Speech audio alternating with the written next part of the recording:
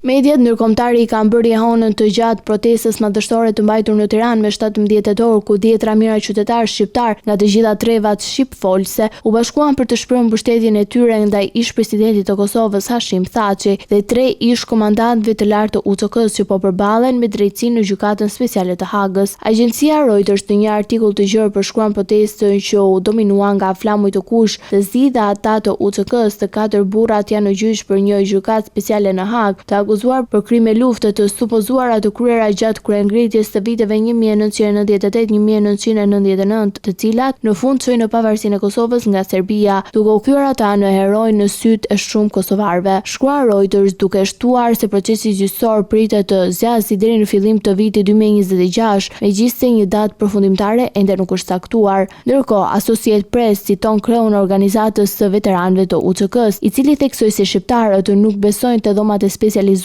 duke i cilësuar proceset e Hagës si të ardhme dhe të padrejta. Edhe The Washington Post i ka kushtuar hapësirën botës duke raportuar se protestues nga Kosova dhe vende të tjera europiane mbushin sheshin Skënderbej në Tiranë për të kërkuar drejtësinë për ish-drejtuesit arratosur të UÇK-s. Në të njëjtën linjë, New York Post shkruan se më shumë prej 500 mbanin flamuj kombëtar shqiptar të UÇK-s, ndërsa The Telegraph përshkruan protestën si një tubi masiv dhe paqësor që zhvilloi në thirrjet liri për çlirimtarët. Kjo jehon ndërkombëtare e protestës në Tiranë dëshmon se çështja e ish-krerëve të UÇK-s mbetet një temë me ndjeshmëri të lartë jo vetëm për shqiptarët, por edhe për opinionin publik ndërkombëtar që po ndjek vëmendje në procesin gjyqësor ndaj tyre.